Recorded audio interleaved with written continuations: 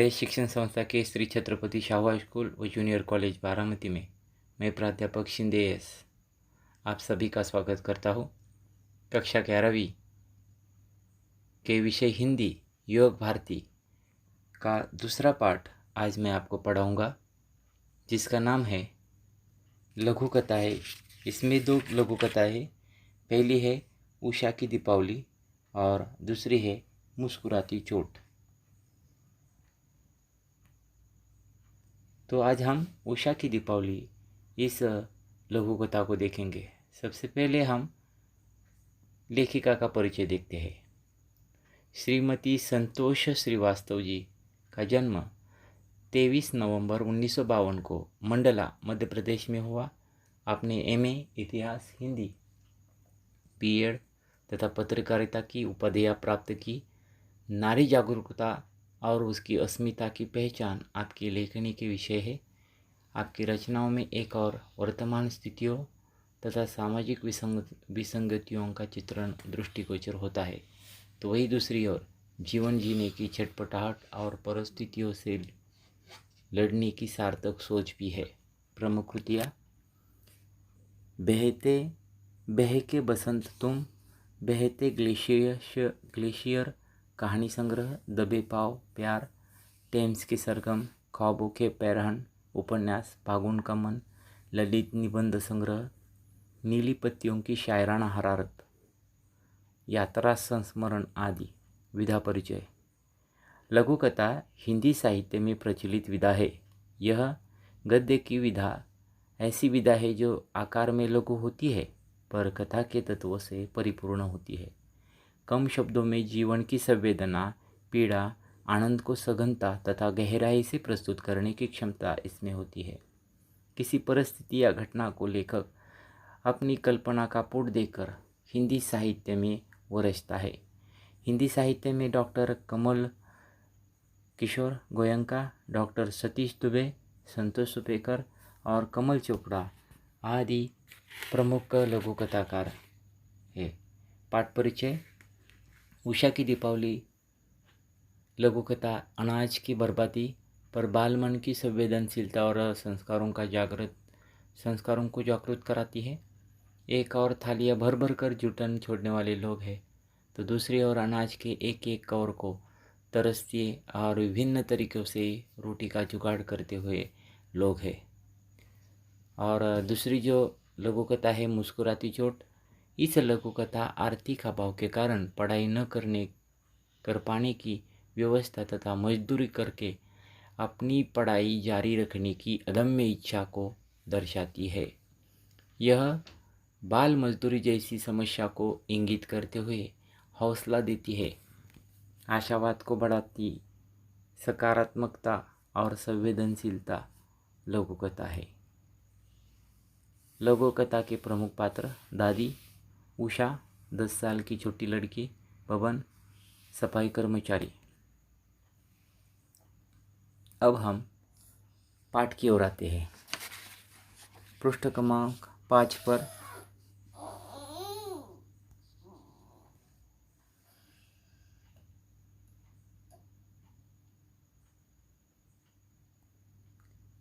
यहाँ पर देखते हैं उषा की दीपावली। दादी ने नरक चौदस के दिन आटे के दीपक बनाकर मुख्य द्वार से लेकर हर कमरे की देहरी जगमगाती थी। घर पकवान की खुशबू से तरबतर था।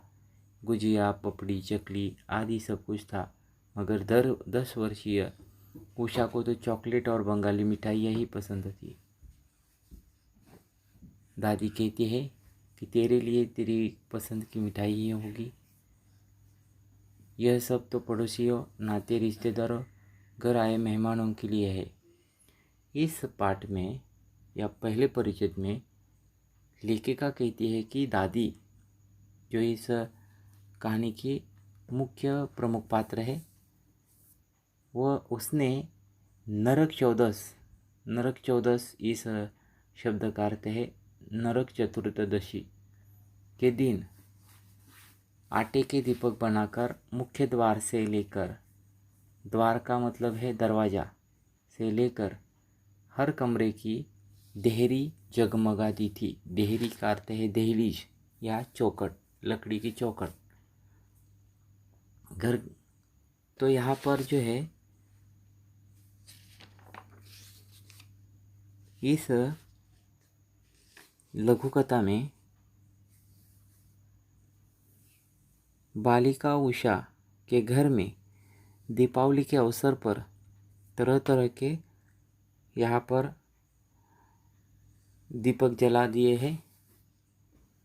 घर पकवान की खुशबू से तरबतर था। गुजिया, पपड़ी, चकली आदि सब कुछ बनाया गया था। मगर 10 वर्षीय उषा को तो चॉकलेट और बंगाली मिठाइयाँ ही पसंद थी। दादी कहती है कि तेरे लिए तेरी पसंद की मिठाई ही आएगी। यह सब तो पड़ोसियों, नाते, रिश्तेदारों, घर आए मेहमानों के लिए है। तो इस परिच्छेद में यहाँ पर लेखिका का कहना है कि घर में तरह तरह के दिवाली के दिन तरह तरह के पकवान बनाए गए हैं, पर उषा की पसंद बाजारू चीज़ें हैं। इससे उसके मन में घर में बनी चीज़ों के प्रति अरुचि और बाजारू चीज़ों के प्रति आकर्षण के भाव दिखाई देते हैं, जो उचित नहीं है। बालिका का जो मन है वह चॉकलेट और बंगाली मिठाइयाँ खाने में है। घर की चीज़ें उसे पसंद नहीं है। इस पर दादी कहती है कि तेरे लिए तेरी पसंद की मिठाइयाँ ही आएगी। यह सब तो नाते, रिश्तेदारों, पड़ोसियों और मेहमानों के लिए बनाए हैं। दूसरा परिचय देखिए। आटे के दीपक कंपाउंड के मुंडेर पर जलकर सुबह तक बुझ गए थे। उषा जॉगिंग के लिए प्लेट से नीचे उतरी तो उसने देखा पूरा कंपाउंड पटाखों से के कचरे से भरा हुआ था। उसने देखा सफाई करने वाला बबन उन दीपों को कचरे के डिब्बे में न डाल अपनी जेब में रख रहा था। कृषकाय बबन कंपाउंड में झाड़ू लगाते हुए हर रोज़ उसे सलाम करता था। तुमने दीपक जेब में क्यों रख लिए? उषा ने पूछा। घर जाकर अच्छे से सेक कर खा लेंगे, अन्न देवता है ना, बबन ने खिसे निपोरे। इस पैराग्राफ में लेखिका कहती है कि बालिका उषा जो 10 वर्षीय है वह अपने फ्लैट से नीचे आई है। सुबह सुबह उसने देखा कि आटे के दीपक, जो आटे से बनाए हुए दीपक है, वो कंपाउंड की मुंडेर पर, मुंडेर का अर्थ यहाँ पर है, मुंडेर यानी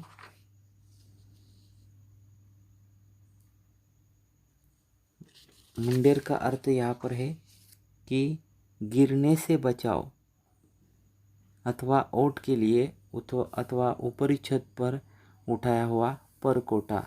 यहाँ पर जो छत के ऊपर जो कोटा रहता है, जहाँ पर दीपक वगैरह यहाँ पर रखे जाते हैं, ऐसा वो भाग है। उषा जॉगिंग के लिए प्लेट से नीचे उतरी। सुबह सुबह वह जॉगिंग के लिए या यहाँ पर बाहर घूमने के हेतु, वॉकिंग करने हेतु वह बाहर जा रही है। तो उसने क्या देखा है, सफाई करने वाला बबन उन दीपों को कचरे के डिब्बे में न डाल अपनी जेब में रख रहा था। तो उसने यहाँ पर देखा है कि जो बबन है वो बबन अपने सफाई करते समय आटे के दीपक जो बुझे हुए हैं कचरे के डिब्बे में न डालकर उन्हें सेंक कर खाने के लिए अपनी जेब में रखते हुए उसने देखा है।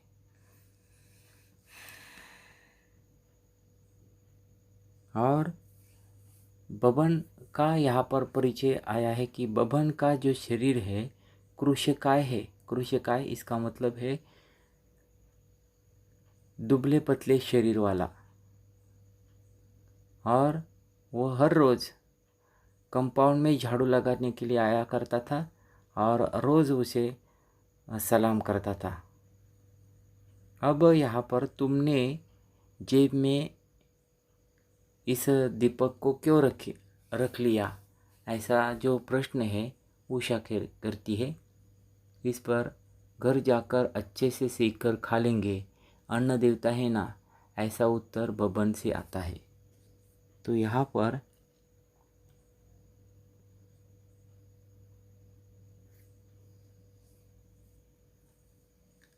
कौतूहल भरे नज़रों से छोटी बच्ची उस बबन को प्रश्न पूछती है कि तुमने दीपक जेब में क्यों रख लिए, या कचरे के डिब्बे में क्यों नहीं डाल रहे। तो उस प्रश्न का बबन ने उत्तर दिया है कि घर जाकर अच्छे से सेक कर खा लेंगे, अन्न देवता है ना। तो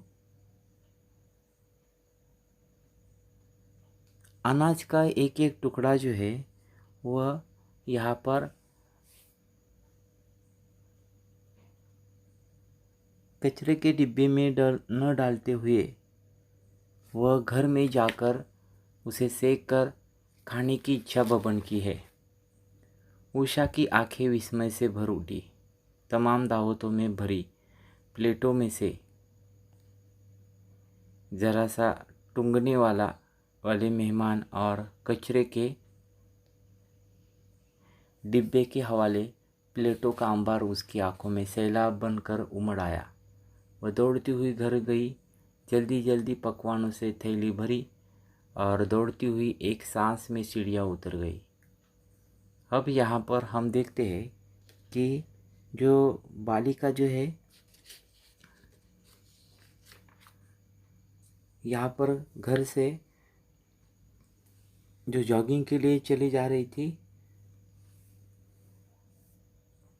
तो उसने यहाँ पर यह जो दृश्य है, बबन जो आटे के दीपक कचरे के डिब्बे में न डालते हुए अपनी जेब में रख रहा है, तो यह दृश्य देखकर उसकी आंखों में आश्चर्य हो गया है। वह चकित हो गई है और वह झट से घर में दौड़ती हुई आ गई है और उसने जल्दी से जल्दी पकवानों से थैली भरी है और दौड़ती हुई एक सांस में सीढ़ियाँ उतर गई।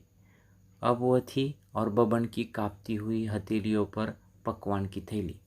अब उसने क्या किया है कि बबन की हाथों पर वह पकवानों से भरी हुई थैली रख ली है। उषा की आंखों में हजारों दीप जल उठे और पकवानों की थैली देख बबन की आंखों में खुशी के आंसू छलक आए। यहाँ पर जो है छोटी सी बच्ची ने अपने घर में जो जो पकवान बने हैं वह सब यहाँ पर बबन को देने हेतु वो आई है और ऐसा दृश्य देखकर बबन की आंखों में आंसू झलक पड़े हैं। इस छोटी सी लघु कथा में से लेखिका हमें संदेश देना चाहती है कि उषा की दीपावली यह एक शिक्षाप्रद लघु कथा है। इस कथा में कई ऐसे प्रसंग हैं जिनमें से अनेक संदेश यहाँ पर छुपे हैं। बालिका उषा के घर में दीपावली के अवसर पर तरह तरह के पकवान बनाए गए हैं, पर उषा की पसंद बाजारी चीज़ें हैं। इससे उसके मन में घर में बनी चीज़ों के प्रति अरुचि और